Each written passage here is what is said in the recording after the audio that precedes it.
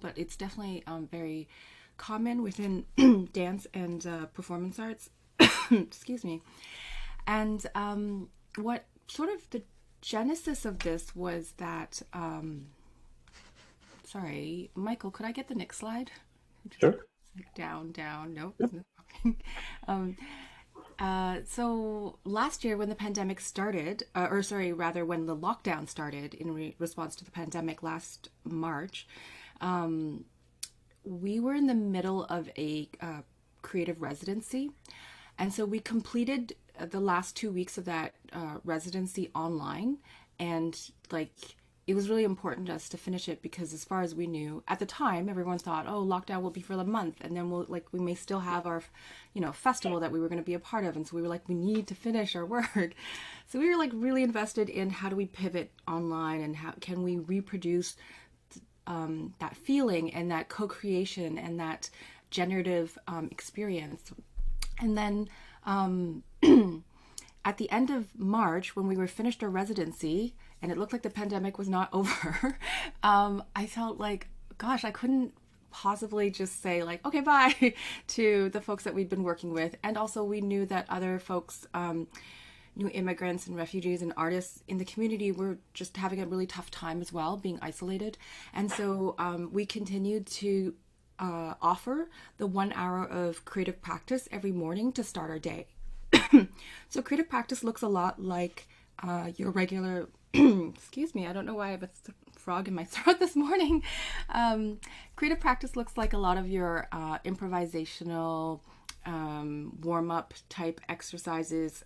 They can get more in depth. They can go anywhere. It could be anything. What it plugs into is where a group is at in that day, on that day.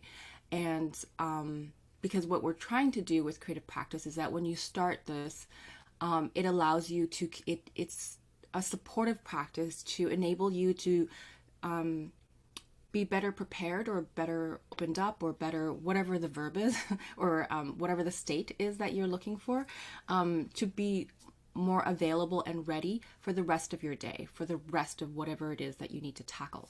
And what was interesting back then was that in the 6 weeks we offered it, we had got really different people coming in because of the nature of the original group we were working with. People from all different sectors from around the world. We had folks from finance and international development show up. We had a serial entrepreneur who's had 2 or 3 IPOs show up, and all kinds of folks, and they all had such wonderful things to say about what the experience was like for them, the impact on them. And there was just definitely a sense that we were onto something. It just really was energetically so uplifting, and mood, in terms of mood, it had a real impact, and people just felt I'm more open. Our serial entrepreneur also said, I believe, she had just come from a 2 hour yoga practice or something and entered ours and didn't realize how tight she still was, that there was actually all this tension that she hadn't let go of until she came and did our 1 hour practice. And that was from one session. So I felt we were onto something, and various things happened. We ended up partnering with the Canadian Mental Health Association for a grant. Didn't get the grant, but didn't find out until the fall. But in the meantime, others heard about it. We got a couple educational institutions involved, we got one, and then UTSC came through with the residency as well. So we did a 1 week trial in September. Michael, can we flip to the? Oh, we did a 1 week trial in the fall, and Next maybe not yet. slide. Sorry, 1 week trial in September. And in order to do that, I recruited Michael. You can flip, it's okay. We'll just see you a bit longer. I know you feel uncomfortable. You're like, oh my God, it's me. It's me in a big screen. I'm a So bit shy. Michael, yes. Dear Michael had been part of the original newcomers residency, where out of which creative practice came and everything. So he was a perfect person to help me evaluate the impact of the 1 week trial. And so I asked him to come in. As you can see here, he used to be a professor at a university in Caracas in Venezuela. And he and I have had many interesting conversations around intelligence. And he was always like, his interview with me was like, well, your lab's called the Laboratory for Artistic Intelligence, and I've never heard of that, and I am a professor of intelligence, so like of course I have to be here. And of course he has a great background in quantitative research, so this was a good this was a good match for what we wanted to do, because at the time, what I said to Michael was that we have the UN's SDGs, the Sustainable Development Goals, and I'd liked for us to come up with a scale that, or to adopt a scale, a wellness scale that allows us to measure the impact of what we're doing and feed that back into, connect that back to the SDGs. And so here we are. I'm going to let Michael take you through the rest of it because it's a lot. Okay, thank you, Helen, for that introduction. It's my pleasure being here today with you. I have the chat enabled in the other screen in case that you want to make any question or post anything. That will be nice. I will allow, if you prefer to be asking me things while I am explaining, that's perfect for me. It make it feels like it's more like a conversation and not only that I'm showing you everything, okay? It's good to be also in a conversation. So in this process that we started doing a couple months ago, basically, like Helen said, we wanted to grab something strong, a good scale to measure wellness, to measure health in a broader definition, and adapt it to work into these goals of the United Nations. So basically, we started doing, we started reading this big, forgot the name, this study to check all the different scales that we have available at the moment. And then Helen proposed one to me that was working really fine, and it had a lot of different possibilities. However, this scale was good for what it wanted to measure, but not quite exactly what we wanted. So the first thing that we faced at this point was perfect. This scale is really good. It has a lot of good indicators. It's reliable, it's valid, but it might be a little short for what we want to do. So we need to expand a bit what we want here. We wanted to add some items, try to readapt a bit of the items that we already had, because some of those went kind of not like exactly what we wanted at the moment, not like what we really wanted to measure at that point. So we started going, what can we adapt, what can be outperformed, what can be improved in that sense. So we came to a new first version of this scale, and we tested this one. We administered this one to a first group of students that we had in Arizona University. This first sample will allow us to know if the modifications that we did made sense, if we really had something usable here. So basically, this was the document that we used, the systematic review. That's the word that I was looking at the moment. This was the systematic review that we used to check all the scales. This is published already if you want to check this. From this scale, we took one called the Body, Mind, Spirit scale by the others were Pope and a couple more guys. I think the name, I had it over here, but probably I don't have the name at the moment. But it's also shareable if you want to check that original scale. We have the document here. So basically, this scale grabbed us. That on the chat is it's the scale, the systematic review. It's the article that you referred to. I just popped it up there for anyone that wants to click. Thanks. Perfect. Thank you so much. So we grabbed this one because it had a really nice set of questions. It was really reliable. It was outstanding, valid. It was also free. It was also short to apply. It was easy to understand. And it had a nice correlation with another battery that was somehow a broader dimension that we wanted. That's the test well battery. Since we wanted to know not only physical health and not only psychological health, the most common, but we wanted to have something big, something wide enough to measure all different dimensions of what the human means. We also wanted to focus on spiritual, on social awareness, because not all of those care about what might be those new dimensions or not so common dimensions that are also mentioned in health. So the basic scale that we have basically had these three dimensions, these three mind dimensions: body, mind, spirit. And those were some of the items that this scale had. The body dimension was probably the shortest. I think the original one had like 7 or 6 items. I don't remember exactly the amount, because it was easy to know if people was feeling their body. But when we jumped into mind and spirit, obviously we had a bigger amount of items and also bigger difference between what we were asking at the moment, because it was not so easy to understand what was defined by mind health or spirit health. So we have a lot of different concepts, like how are your social relationships, how are you feeling emotionally, how are your attitudes, how are you feeling with your purpose of life, are you aware of your purpose of life, how tolerant are you, and stuff. So we wanted to show you some of the items that this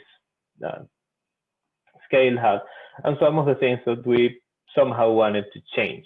For example, one of the items that we found the most, probably not hilarious, but kind of weird to see, like one of the first items to reply on this scale was, I limit risky behaviors. And that was like, well, do a lot of people really do risky behaviors like this? I mean, it's something that we really want to measure in this kind of activity. And so we started working a bit on this, and Helen raised her hand. Yeah, I just you're about to witness like the Michael and Helen show, which is like Michael has his think his thought process, and then I have mine, and mine was like, well, I like the scale. It's free. It's short. And but we need to take out some of these questions, because if we're doing our jobs right, like I would imagine that some of these risky behaviors like might actually, like, we see a rise in them. And like, but the original scale was created to work with post-secondary students. That's the other thing that we forgot to mention on the previous slide. So in terms of the age group, like, it made a lot of sense to continue using that. However, I think it's very clear that it was skewed towards a kind of like trying to get university students to, I don't know, not do drugs or something. But that will be such a big difference from high school to junior university. I don't think that they would change that lot. But we tested this with postgraduate students, so maybe the jump in that sense of age will be a bit higher. So after checking all of that, we started those little modifications. We changed some items. We tried to change the reduction also to make them all go on the same sense, because not all of them were redacted exactly like we wanted. We all wanted them to show like, I do something. I perform certain activity. I feel everything on present and everything focused on the self. Not all of them were like that. Some of them were like focused on how my beliefs were, or how my my social norm were, and that wasn't necessarily what we wanted. We wanted to focus on the self and behavior only. So we changed some, we add some of the items, and we started with simple idea. This scale needs to be adapted so we can measure in a better sense what's the impact that our process will get into students. We want to know how much of the impact, of a positive impact, can we create with creative practice into wellness, into whatever people that we bring into our sessions, okay? Our main hypothesis was simple. Everything that we are adding here will be closer to the spirit dimension because it's closer to transcendence, it's closer to not exactly an idea, not exactly the body, not exactly just the social relationship, is something bigger. It's being aware of other things, it's being aware of how creation can help me to feel better. It was our starting point for calling it like that. This first study was very simple. We had 14 participants that were part of this application in University of Arizona. This was a 1-week program, very intensive. All the participants were part of the whole week program. I think 1 or 2 maybe missed 1 session, but that was not really significant. They all participated during the whole week. And we developed this first scale to be applied only into the pulse test. And we changed these items to ask them how they feel the change, if they how they could subjectively feel if they improved or went backward. That was our objective. We didn't really ask on a Likert scale how they were feeling at the moment. We didn't do a transversal measurement. We did longitudinal measurement. If I pronounce weirdly some words because I don't really know them perfectly in English, I will say that I'm sorry for that. So we wanted to know how they changed over this week, if they really felt that these sessions did something for them, okay?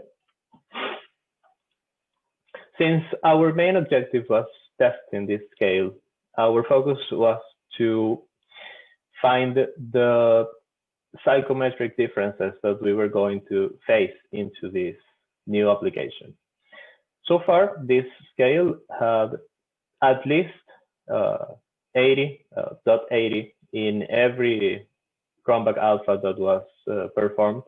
So we were expecting that we will have at least that same number. When we did the analysis, we had a total of 55 items, but 4 of them were eliminated even before starting any kind of processing, because those 4 items didn't have any kind of variance. Those items, all sample replied that they didn't feel any change at all during the week. So if they didn't have any kind of importance for us, we just took off those 4 items. And our scale, the whole scale, had a reliability of 0.93, which is great. It's a number that we don't see often. It's really good. When we started doing the reliability analysis per dimension, there was a little unbalance into the body dimension. We found that mind and spirit dimensions were perfect. They were 0.88 and 0.90, which is outstanding. But body dimension was not that good. We thought that in somehow the changes that we made might have affected a bit what we defined as body. So we needed to readapt a bit more there. Probably the fact that the number of items was also diminished. We took some items out, and using a small sample of items usually go and affect the reliability when we calculate it with Cronbach's alpha. But since we were testing this and our focus was not really into body that much, we didn't find this as something bad per se. Some of the items that we found to be the most reliable and the least reliable, we are also sharing them with you so you can have some ideas of what we found on here. Talking with people was really important into this application. Experiencing happiness within was really important. Recognizing the positive contribution that the inner life can have into the quality of life was also important. And feeling love for others and self. And that was the point when we found that those items that are the most important really are measuring something broader than just the common perception of health. I mean, that there isn't anything like I feel healthy, I haven't had a flu in a time, I don't feel any kind of pain or whatever. It's something deeper. It's based on how I can experience things that I'm aware of and how can I share that also with others. So that was really important for us because that was what we were aiming at that moment, and that really had a good starting point in these results. Some of the items that didn't work that well were, for example, I am flexible to changes, I learn from other experiences or mistakes, I express my inner self in healthy ways, or I feel who I am is aligned with what I am doing. Maybe at that point, we figured that creative practice might not be so related into this. And that was also part of what we were expecting. Some of the items that were not so relevant for our first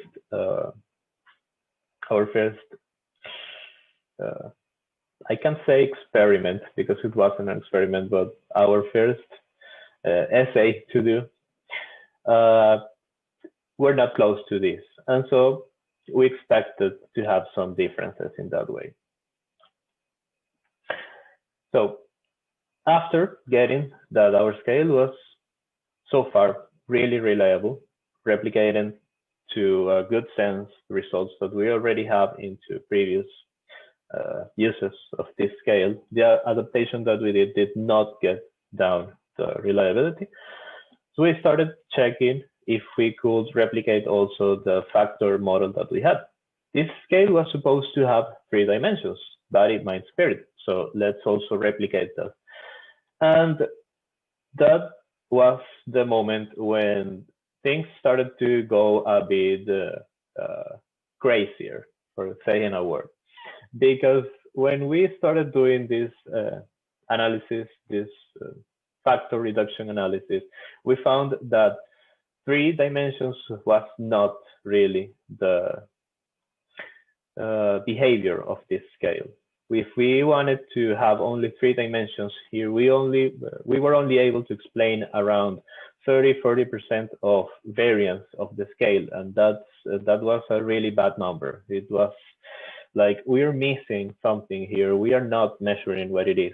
So this scale might be really good for measuring something, but if we stay with body, mind, spirit, it might not be exactly what we need to do. It might not be what we are really measuring at that point.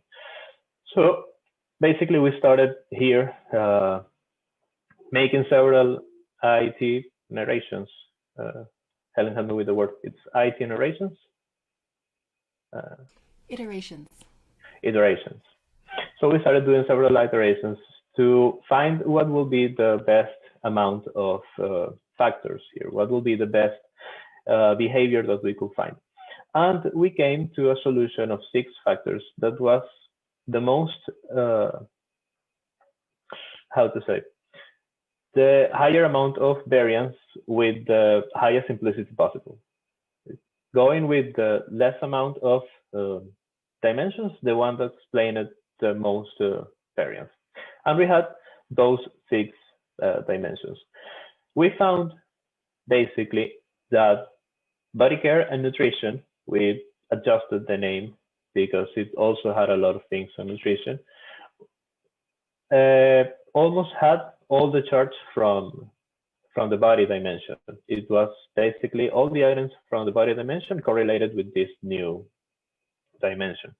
But when we went to mind and spirit, we started seeing that the items were like separated into other things. Positive emotions and relationships also had only items for the mind concept as we had it, but it didn't have all the items from mind because it also had personal growth that had one item from the spirit dimension, but all the rest was from the mind dimension. So what we thought would be the best here, what we fit mostly, the most logical solution here was to split the definition of the dimensions into something like sub-dimensions. So body will remain body because this is the dimension and this is also the sub-dimension, but mind will be separated into the two sub-dimensions. But it is positive emotions and relationships and personal growth. We did the same with spirit.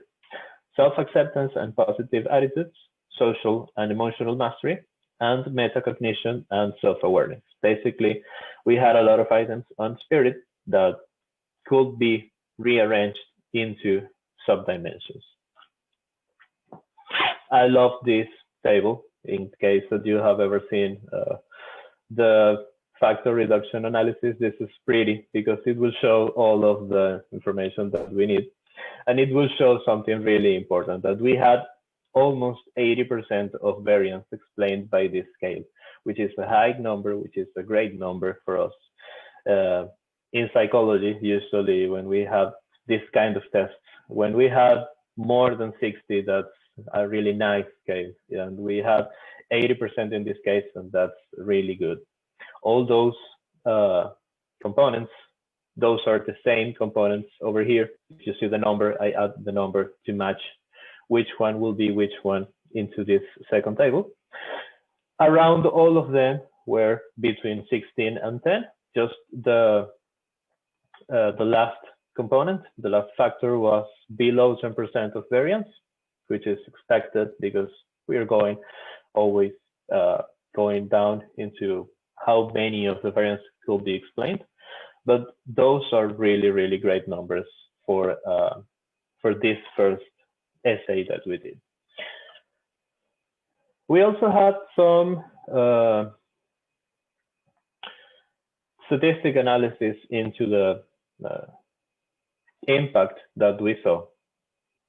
Even if our main goal was to perform psychometric analysis of this scale, we had the opportunity to see how much impact we actually did into these participants.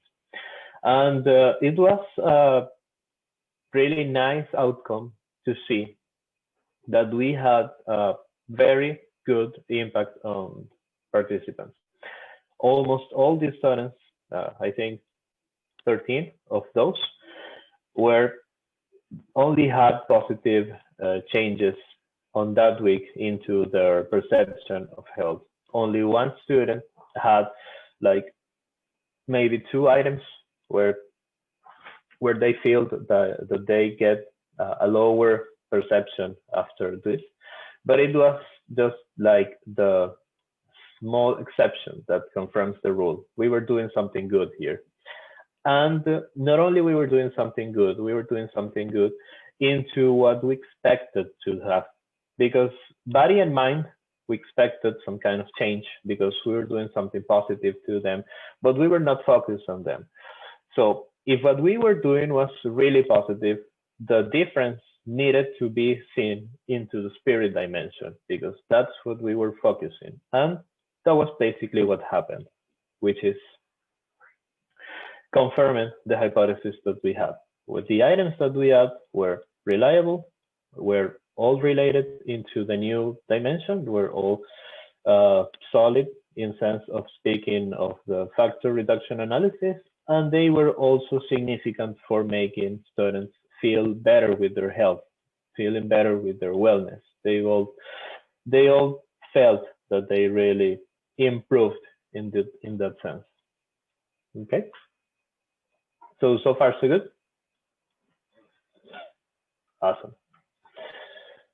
With this, basically all the information that we have so far, we can say that this scale, this adaptation really outperformed the previous version that we used, because the numbers that we have are at least the same or better than the items that, or the numbers that this original scale had in the last document published on them.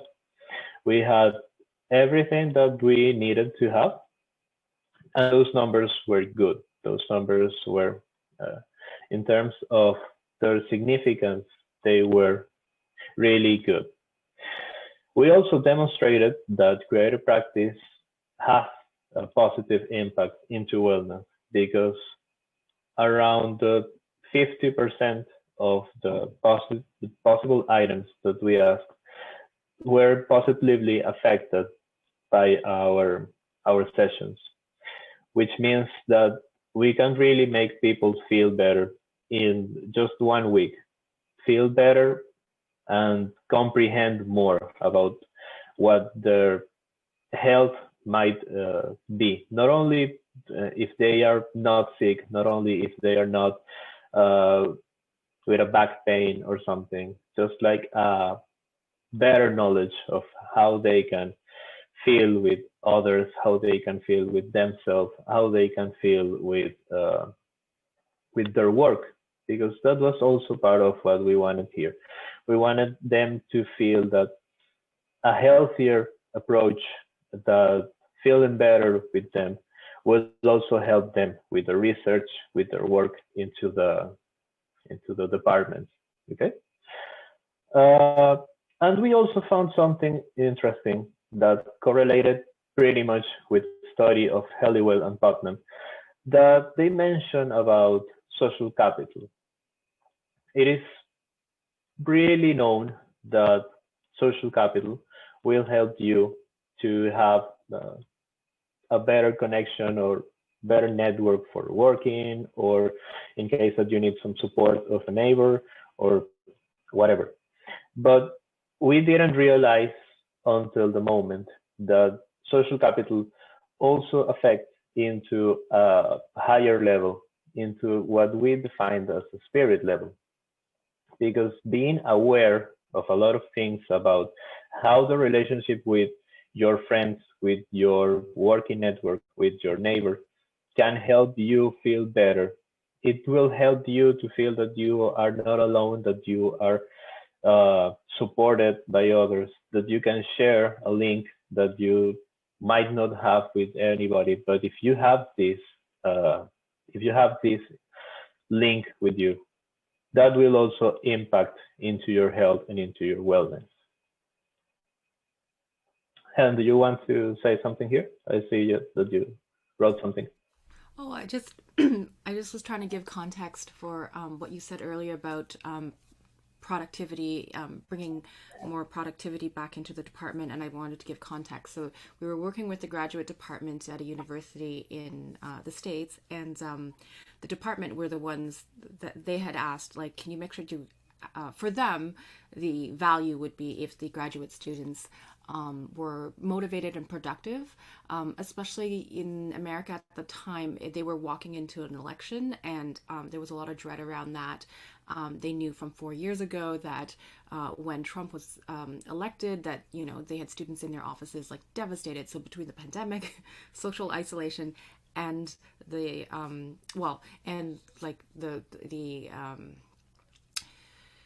the social chaos, or the social, what's the word I'm looking for? Turmoil that had been going on in all sorts of directions, plus the election. It was really high on their minds. And across the board, the answers were that people felt more motivated and more able to get work done. The only person who said maybe not was they were in their first year of grad school, and they were so excited. They said, I don't think I could be possibly more motivated. So it was a no in their case, but for good reason. Doing precisely the link with the last thing that Helen said, we bring you a couple of the quotations that students said after finishing this week of creative practice. Helen, do you want to read them? Do you want to say something about those qualitative information that we gather also? Sure. I mean, we could, like, as you can see, I mean, even in that 1 week, people felt that they were already getting, well, I think it's charming of such pragmatic students, like, given the department they were coming from, that they would call them, like, tools. But yeah, if you flip to the next slide, yes, thank you. There were so many different things going on that came out of just these really simple qualitative statements that people made. For example, someone, like, there were just insights around like needing to have permission to just move around, you know, in ways, and like experiencing how that actually make creative movement actually can make you feel good, but it's not something that like your regular person feels permission to do, and it's not quite the same thing as dancing, right? It's not, it doesn't have to be as vigorous, and that may be in fact what your body needs, or your spirit needs. And I think another person had said that they felt the opportunity to engage with people that they didn't know, like that serendipity of meeting strangers in a fairly, in a way, intimate, though anonymous way. Not anonymous, but you know what I mean. Like there was some, it's a funny mix of intimacy and spaciousness. Yeah, well, alone together. I guess what I mean, it's a little bit insulated because there's a specific container for it, and so you don't have to, you're not making friends that you now have to like maintain these relationships with, but it stays, but within that container you have these relationships and you return to them, you know, every time you're back in the practice. And so people found that to be nice because, you know, you can't go to a bar right now. And so that was a really interesting feature. Most recently, currently we're in a 6-week program, and someone said to me that they went from being able to do things like do anything, focus for about 15 minutes at a time, before they just couldn't, to being able to work for a couple hours, like still with some difficulty, but like they were able to do that. And actually completely unrelated, but then their graduate professor or like said to me like separately, like, yeah, I think she's been doing really well, and how her work has been like so different, like night and day between last fall when we didn't have it and then this winter when we had it for 6 weeks, and just what an impact that made. Back to you, Michael. So after finishing that first work with these students and the position that we are now, we are working into proposing even a newest and more accurate scale for us. At the time that we were working into those results, we found this model that was not exactly the same as we found, but it was really nice to help us gather some theory behind this that will help us to work a lot with the things that we get. This model that you see here is the model that Carol Reef has been working in since many years. She is a professor of positive psychology focused into wellness, well-being, health, and anything related to it. And her model is basically that well-being, wellness, health is into these 6 dimensions. She defines each one of them. And those definitions are really close to some of the dimensions that we got. The 6 dimensions that we got were not exactly these same 6 dimensions, but 4 of them were basically, if not exactly, the same. Self-acceptance was basically our close to same definition of self-acceptance. Purpose of life. Purpose in life was not so close to anything that we had. We had some items of purpose in life, but that was spread into other dimensions. We didn't really get a factor of purpose in life. Environmental mastery was also really close to what we defined as social and emotional mastery, because this was comprehending tolerance, comprehending differences, and integrating them into your own. Positive relationships is not exactly the same as this previous one, because this will be something more closer to the contact with each other, not necessarily into comprehending stuff, but to how do you treat with each other. And we also had something close to this, not exactly the same, because in our dimensions, this was also related to positive emotions, but it was also including positive relationships. Personal growth was also found by us. We gathered some items that were really fitting into personal growth, knowing how to set goals for you, knowing how to outperform you, knowing that you don't need to break yourself to reach a higher place. It's basically what they define here with personal growth. And autonomy, that was close to self-conception, was also mixed into several of our dimensions. It was not exactly replicated the same, but we also had some ideas of this.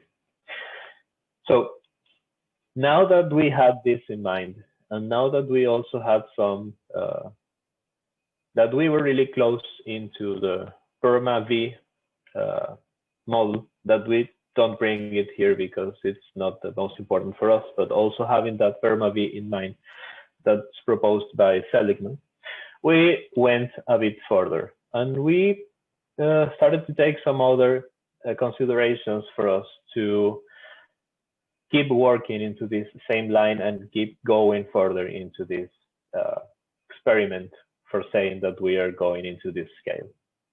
First thing that we needed to take in mind, and that we've been working on, is that positive psychology has a total different definition of what health and well-being means than classical psychology. Because for the classical model, being healthy is not having any diagnosis. It's something really close to what the doctors into the medical field would say, and they define health just by the absence of something bad. But our definition might not be so restrictive as that. We need to go into a higher level where health is defined by a lot of positive things that will keep you going. It's not that you are running from something. It's not like you are avoiding being not healthy. It's because you are looking actively to gather all those positive things to keep you healthy. All those ideas will get us into a bigger concept of positive psychology. We will start trying to match some ideas.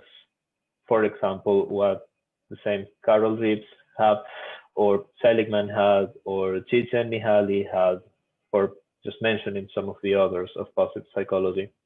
But we will need to try to go closer to this field to help our definition to match something closer to this with the things that we are also adding, because we are also going to keep adding some stuff that hasn't been measured so far, and that we believe will have a positive impact into what well-being, wellness, health needs to be defined.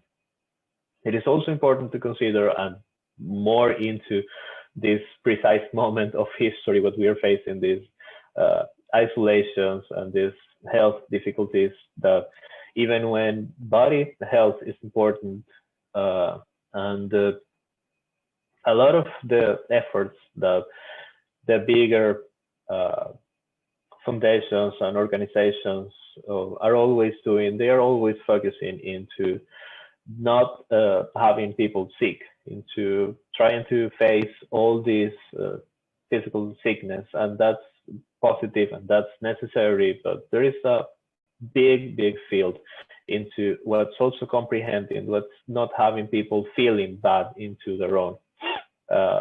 Thinking on things like depression, for example, or isolation, the effects that it will have into you if you do not take care of you into your mindset or your spirit set. That's also important.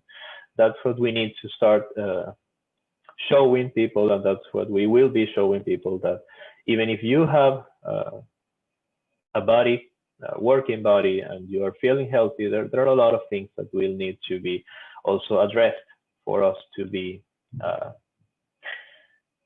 really considered into a full definition of health and wellness. And we will also need to bring into the picture all the different community concepts that we have, because humans do not work alone. Humans are not alone in the world. Humans need others to work better. They will feel better when they have more a bigger support with others. So we are also getting into the picture all these different definitions of how your relationships, your social capital, your spiritual connections with others can help you to feel a much better quality of all of health-related issues. At this moment, this slide might be a bit dense. It might have a lot of information, but at this moment, we are going and we are testing this scale. We decided that body, mind, spirit, it's a helpful definition, but it's not exactly what we are at the moment looking, because the bigger definitions of the dimensions was not exact enough to help us define all of the things that we wanted. So we started trying to define a better name, working on a better definition of all the sub-dimensions that we found. And we are also adding a couple things. This is the moment of work that we are at the moment, because we're trying to get abstraction, flow, and imagination into this scale, proposing that this is the value that we will add. This is the value that one of the things that are not being measured, and one of the things that we are working on, that we are pushing with creative practice, and that this will be the things that will grant a better view of health in the close future for us.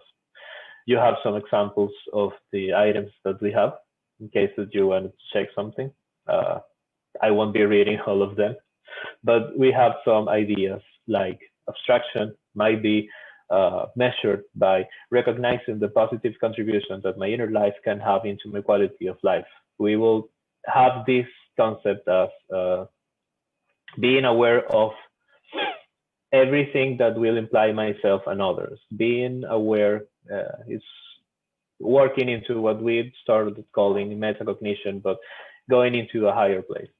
Flow is also defined by most positive psychology authors, but it's basically let yourself be with the activity that you are doing. If you are really enjoying, if you are really into what you are doing, you will experience flow. You will lose sense of time. You will lose sense of self, and that won't be necessarily bad. That will be positive, because you will be out doing what you're doing. You will be in the highest level of concentration possible into your task.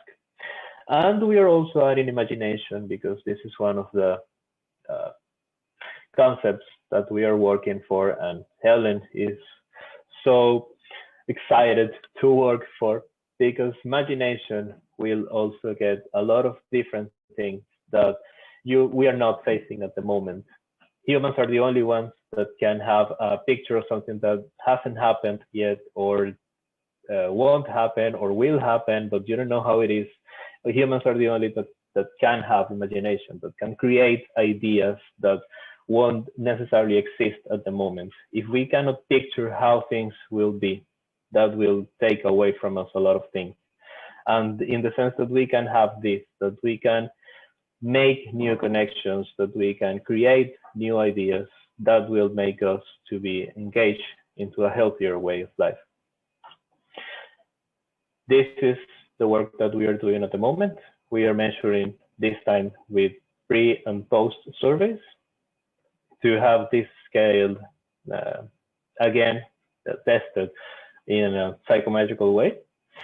And our hope is that this will be included into the public health. We need to show all the policymakers that this job is important. We need to convince them that the job that we are doing is really important for us. Helen, if you want to do something at the end, if you want to add something in your field, you are still there. Thank you, Michael. Yeah, well, at this time we can take questions. I will say that the imagination, yeah, I mean, this goes back to the title of the presentation, Yoga for the Imagination. I think that 20 years ago, yoga was not popular the way it is today, 20, 30 years ago. It is mainstream now. Mindfulness is mainstream now. I mean, it's getting co-opted, obviously, as well, but there is greater acceptance for certain kinds of, certain dimensions of wellness that previously were like just, you know, not paid any attention to, that were neglected. So